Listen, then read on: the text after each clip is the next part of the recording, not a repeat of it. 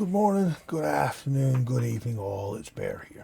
I'd like to welcome you to my YouTube channel, A Box With No Lid, a channel I'm creating not just to bring the awareness around the lived reality of trauma, complex trauma and removal trauma creates, but I want to bring what I've learned through my own personal experiences and my many, many years as an advocate and a practitioner with the simple hope that the information and the knowledge I try to impart may be helpful and supportive in your own journeys and help to improve the quality of your lives. But I also want to bring awareness to certain components that may not directly relate to those of you who watch this. But I would like for you to sit back and have an emotional think around the questions and the situations I talk about and what I raise to increase the awareness and the empathetic capacity of the society around us so that we can grow in understanding of the issues that affect so many people around us and the world we live in. And with that in mind, yes, this is the next video in the adoption series. And I'm trying in the next few videos to bring forward the questions that so many of us have to find our own answers to. And I'm not talking the literal questions of factual information. I'm talking the emotional questions that we as adopted people, as those who have gone through foster care, have to make sense of, in the hope that it brings an empathetic understanding to those that haven't lived it, and also the hope that it helps give a little validation and a little structure of process to those that do. And in this first one, I want to raise inter-country or cross-cultural adoption. That's basically where an infant or a child is adopted into a family that is of a different culture, of a different ethnicity or race, a different color. So you are different physically in appearance and in personality, in culture and identity to those that are raising you. And I just want to talk a little bit about what that creates and the emotional choices that are there, in the simple hope that it can create a little understanding. And yes, again, these videos that I'm making currently have been brought up, because of things that I've seen on social media in response to those. And down the road, when I find, how to do it without getting flagged for copyright issues, I want to post some of these videos on this channel and do my perspective and responses to them. I just need to work out how to navigate that in all the copyright areas. But have a think about if you are being raised in a culture that is not your own. And this is common in a lot of spheres of adoption. In the reality that faces in foster care, the one fundamental difference is the foster carers are guardians. They're not expected to be called mum and dad. In the world of adoption, your adoptive parents 9 times out of 10 do and are. And society expects you to see them and call them as your mother and father or your mum and dad. And that adds the layer that defines the challenge that this creates. First question, what nationality are you? What ethnicity are you? Are you the ethnicity of your genetic ancestry, or are you the ethnicity of those that have raised you? Have a think about what that question actually means. Most of you that are raised by your biological family, you never have to ask that question. You never have to answer it. But so many of us in the world of adoption do. What nationality are we? Society sees us as the nationality we represent. I was a little more fortunate, being that I'm what's referred to in Indigenous circles as white passing. But don't make the mistake that because I can pass as a white person, that my inheritance from both sides of my ancestry, even though they were both mixed race, does not engage within my perspectives of emotional understanding, identity, and my emotional priorities and how I view the world. But then if you look at where you're looking at full-blood individuals, not just from Indigenous communities, but if you're looking at, like it's quite habitual for children from Africa who are adopted into, Western American families and Western Australian and Australian families and European into white families, for want of a better term. I don't want to sound racist in any form on this. This is just for defining the difference. So you've got a dark-skinned person being raised in a light-skinned family. Society views them as not their child, their entire childhood. In school, they have to answer all the questions of why are you so fundamentally different. And that creates a need to constantly justify being part of the family that raised you. But what ethnicity are you? The reality, well, and we're now starting to find the physical, actual scientific evidence to support this through epigenetics, to understand what we inherit from our ancestry. So fundamentally, a person from one particular race is structured differently in perception, interpretation, and understanding, in all the bases that create personality, is different from another. And we're starting to find the evidence to support that. And we're starting to recognize the implications of it, but it hasn't filtered through into societal understanding. So when you grow up in a family that is of a different ethnicity to you, they are fundamentally different in the way they think and approach things to you.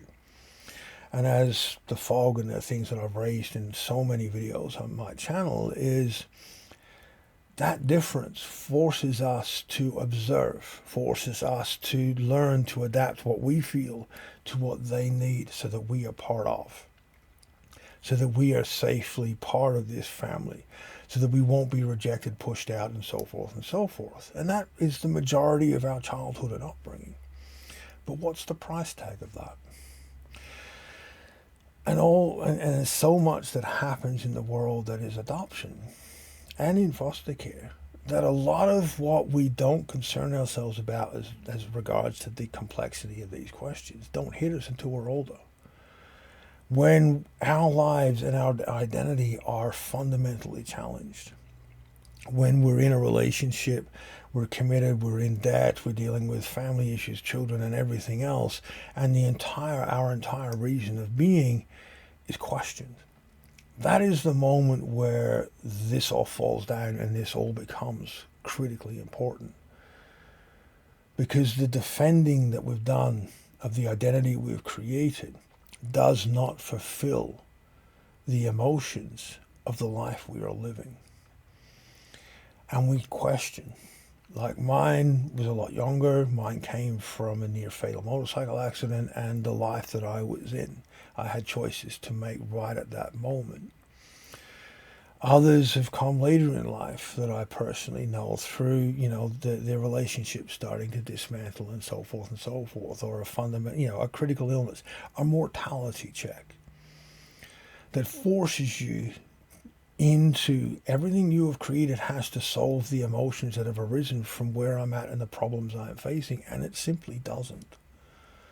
And what that creates is these questions all of a sudden become important.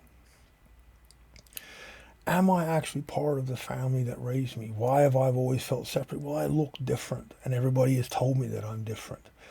And all this creates a belief and a mindset that feeds a separation from the support that we so desperately need then, and the understandings we so desperately need then. And many of us will go and seek a connection to the culture that we were taken from. And herein lies another problem. I know of so many cases across so many ethnicities of when children who were removed for inter-country adoption that have gone to seek connection to the communities that they were taken from and have faced rejection, have faced being an outsider, have faced judgment, have faced a heart-rending rejection that falls straight into our removal trauma, that falls straight into the rejection of being born. And this is why I make these videos, is to bring this awareness, for one, in preparation if you're about to do this journey. Any process we do, we need to separate the process from our own personal healing until we know what the process is going to achieve. And what we achieve is we can bring into our own personal healing. But the process needs to be separate. I destroyed a lot of aspects of my life in the pursuit of trying to do process to heal, trying to find my biological family, trying to find and build connections to the cultures that I was taken from. And it cost me everything because I put that into the healing of trying to become a whole and healed person. To find ways to be part of society, community, and relationships. That the process undid any of the personal work I did for my own journey, and that it's resulted where I live and I'm at today. And I'm trying to bring this awareness so that you guys don't fall into that same hole. And it's a devastating hole to fall into. So, as I said, it's not that we need to pursue the finding of our biological ancestry and our answers that we need. We need to also understand what's involved in it and learn from those that have done the journey before you. Not as in a broad stroke like the statements that I've just made, but in your own ethnicity. Find the wondrous thing about the internet is there's forums and groups on pretty much everything out there. Find an ethnicity, in your own ethnicity, the group that you are going to seek. Groups of those that have come from the outside, that have been raised outside of that culture, that are seeking to find paths and connect with them. Read their statements and stories and what they've learned and experienced to help form your process of achieving it, to help build that understanding. And understand that the people you meet, it is not their emotional responsibility to heal you. That is one of the harder things to get through into your soul is we have this need to connect because it's the first time we're meeting our biological culture, our biological family. That is a heavy, heavy, heavy emotional place to come from, and a highly complex emotional place to come from. We can try to mask it all we want, but that core is open, raw, and there. And our instincts and everything we are is observing because we've been taught to observe behavior to be part of. That's the fog. Is picking up on every nuance, every glance, every look, every mannerism, and feeding into those structures that we are very at the core of our being trying to heal. It is a process that we need to learn to separate our healing from until we've achieved what we're going to achieve. We need to be mindful of the complexity of this. And like I said in the beginning of this video, have a think about the question. What ethnicity are you? The ethnicity you genetically are, the ethnicity you were born from, or the ethnicity that raised you? And sit with that. Even if you're not part of this, sit with it. And just think of all the complexities and questions and all the things you would be trying to work out inside to help understand the process of those of us that are living, trying to make sense of this journey. I love you guys' comments and feedback. I thank you guys for your time, and I do hope that this makes sense. Be safe, be mindful, be respectful, and I will see you all next time.